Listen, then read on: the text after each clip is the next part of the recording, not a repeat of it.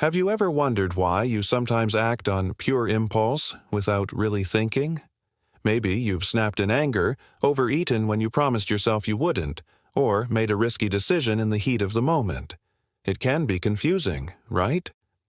Well, the famous psychologist Sigmund Freud had a fascinating theory about this. He suggested that a huge part of our behavior is driven by what lies beneath the surface of our awareness, much like an iceberg. Imagine an iceberg floating in the ocean. The small tip you see above the water? That's your conscious mind.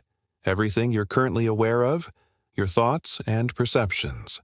But the real powerhouse, the vast, massive part hidden deep underwater, is your unconscious mind. This is where your hidden desires, deep-seated fears, and suppressed memories reside. And even though you can't see it, this unconscious part has a powerful influence on how you think, feel, and act every single day.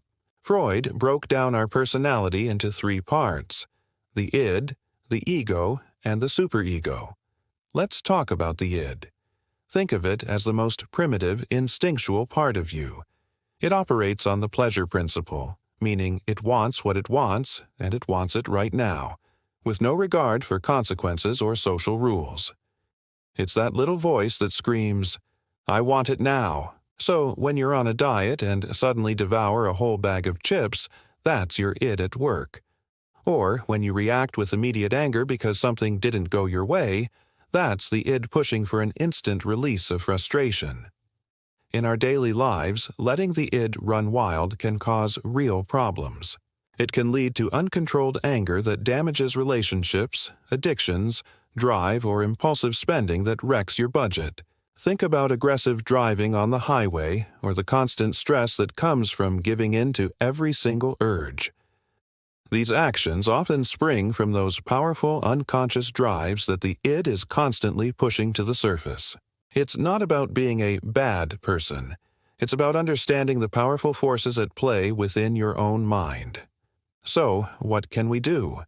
The first and most crucial step is awareness. Once you understand that these hidden forces are influencing your behavior, you gain the power to choose.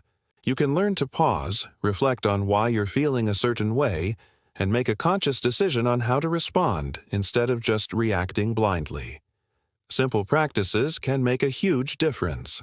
Things like mindfulness meditation, talking things through with a counselor, or even just regular self-reflection through journaling can help bring these unconscious desires into the light, where you can deal with them constructively.